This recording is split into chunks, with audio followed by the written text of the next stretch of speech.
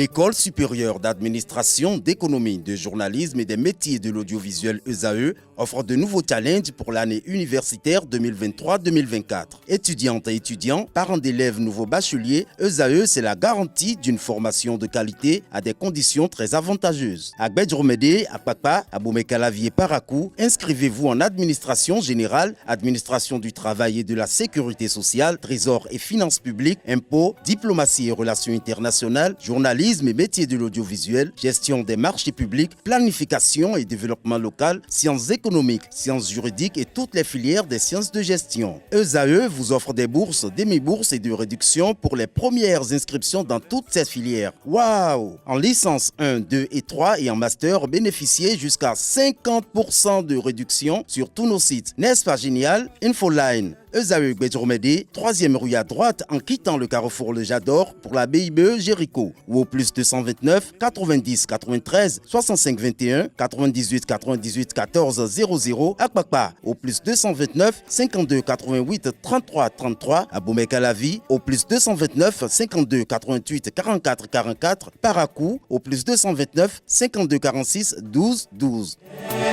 ESAE, l'excellence à un an.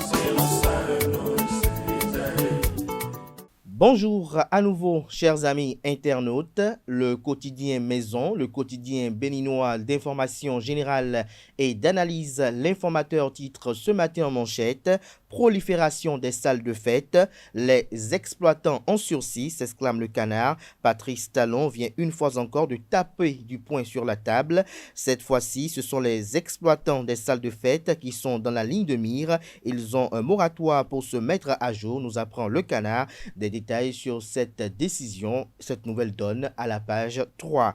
Forces armées béninoises, des médailles de distinction pour les actes de bravo, nous apprend l'informateur. C'est l'une des décisions prises hier en Conseil des ministres sous la présidence effective du chef de l'État et chef du gouvernement. Le président Patrice Talon retrouvait le compte rendu intégral du Conseil des ministres de cette semaine dans les colonnes de la livraison de ce matin de l'informateur. Sauvegarde des valeurs traditionnelles et ancestrales, l'association panafricaine Rwendo étend ses tentacules. L'article en phase avec ce titre est à retrouver en page 5.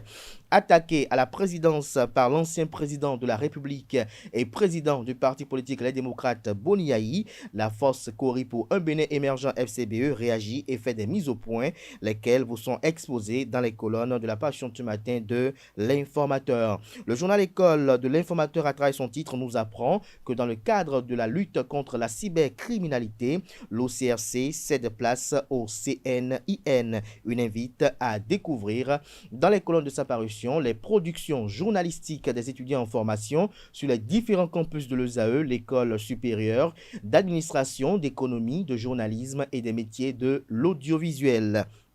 La Nation, ce matin en manchette, parle d'études du projet de loi de finances gestion 2024, 410 milliards de francs CFA pour le cadre de vie et les transports. Des détails sur le passage du ministre José Didier Tonato devant la commission budgétaire à la page 3. Toujours à la une du quotidien de service public ce matin, leadership féminin, masculinité positive, deux approches phares pour lutter contre les violences basées sur le genre, VBG. Nous passons à présent à Fraternité.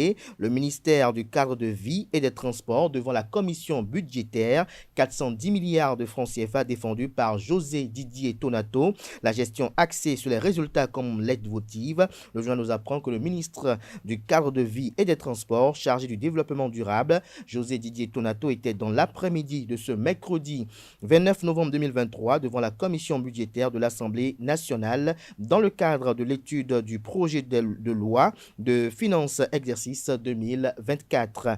Ainsi, devant les députés, il a défendu pendant plusieurs heures d'horloge le projet de budget de son département ministériel pour l'année prochaine.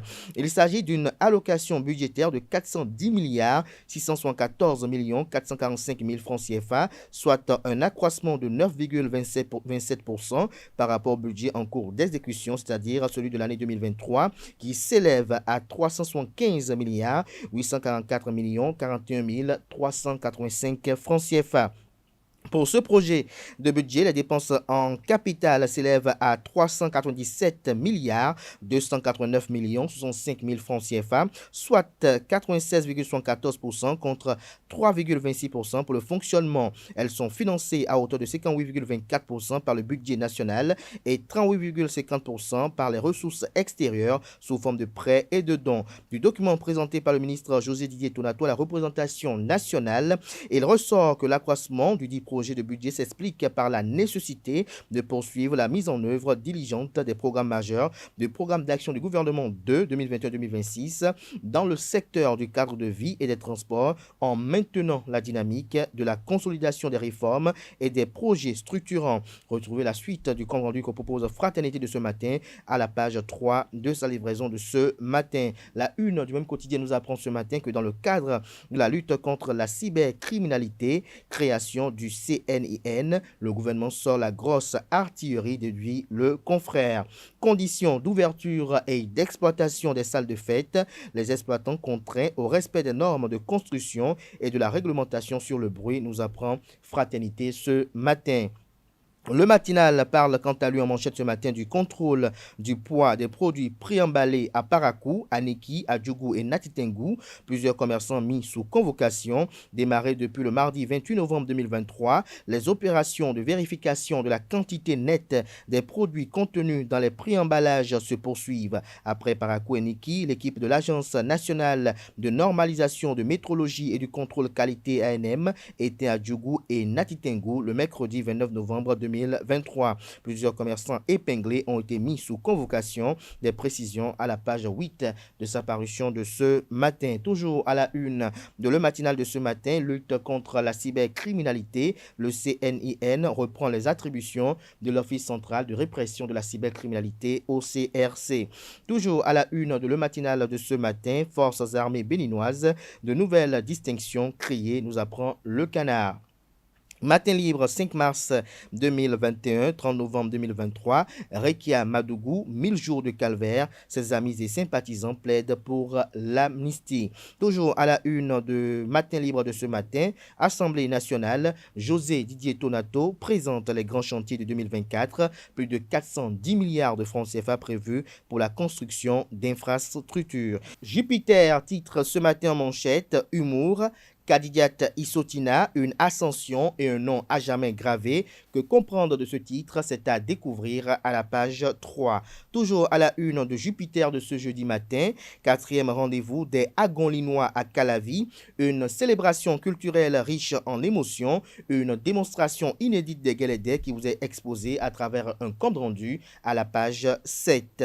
Le bi-hebdomadaire Kini nous propose ce matin en manchette, conseil des ministres, écoulement des produits agricoles, réfection de pistes rurales et de routes en terre classées pour la campagne 2023-2024. Le journal nous apprend que les travaux à réaliser portent sur un linéaire de 12 943,60 km de pistes rurales et 2678,652 km de routes en terre classées pour tous les départements, à l'exception du littoral. Retrouvez le compte rendu du Conseil des ministres de cette semaine, publié aux pages 2, 3 et 4.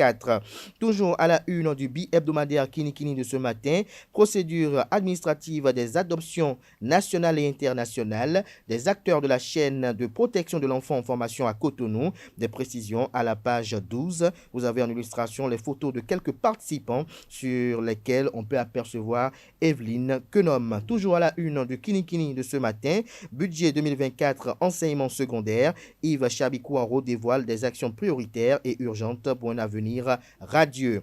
Libération à présent, renforcement de la lutte contre la cybercriminalité au Bénin. Les nouvelles mesures du gouvernement pour décourager les délinquants Gaimen vous sont exposées dans les colonnes de la page du matin du journal qui nous propose également comme titre ce matin à sa une. Sabotage par des acheteurs du soja sur le terrain, des récentes mesures prises par le gouvernement. Le gouvernement hausse le ton et menace. Retrouvez les dites menaces dans les colonnes de la page du matin du journal. L'Indépendant ce matin en manchette parle du tête-à-tête qui a eu lieu lundi dernier entre le président Patrice Talon et les responsables du parti politique Les Démocrates. Le Canard titre tête-à-tête entre Talon et Yahi. Les démocrates insultent les Béninois. Que comprendre de ce titre? C'est à découvrir à la page 3 de la page du matin du journal qui qui propose également pour titre ce matin à sa une, message à l'unité et à l'espérance.